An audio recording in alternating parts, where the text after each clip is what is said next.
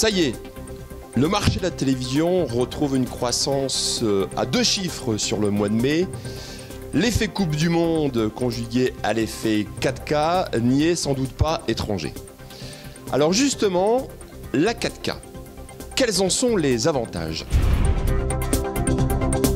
Bien, premièrement, le plus gros avantage de la 4K, c'est la résolution. Vous passez d'une résolution de 2 millions de pixels à une résolution de 8 millions de pixels.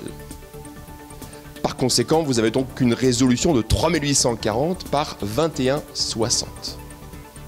Vous avez une image qui est beaucoup plus nette. L'autre avantage, c'est que vous avez également une très grande profondeur de champ. Plus on augmente les résolutions, plus on augmente la notion de profondeur de champ. Et ainsi, la 4K est en train de réinventer la 3D sans lunettes. Rappelez-vous, la 3D classique n'intéresse plus grand monde, si tant est qu'elle intéressait quelqu'un un jour.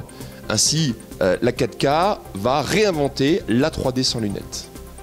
Et d'ailleurs, on constate dans les grands salons mondiaux des nouvelles technologies, CES de Las Vegas, IFA de Berlin, il y a déjà des prototypes avec des résolutions à 32 millions de pixels de résolution, soit du 8K, et on constate qu'effectivement, on a une sensation 3D sans lunettes. Autre avantage de la 4K, c'est le recul. Avec la 4K, vous pouvez diminuer le recul, soit 1,3 fois la diagonale de l'écran.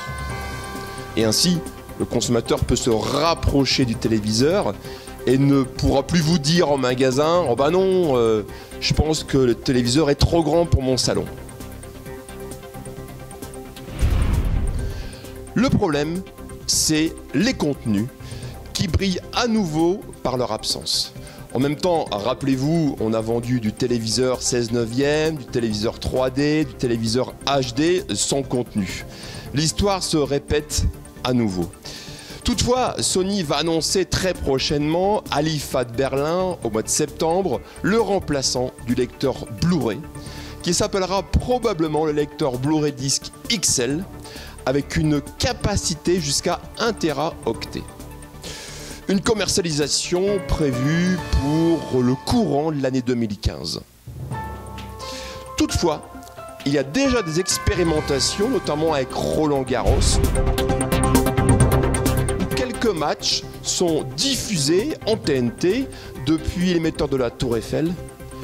Pour recevoir ces émissions, bien sûr, il faut un téléviseur à des performances stratosphériques, avec bien sûr une dalle Ultra HD, un décodeur HEVC et un tuner TNT2. J'aime autant vous dire que très peu de téléviseurs sont éligibles.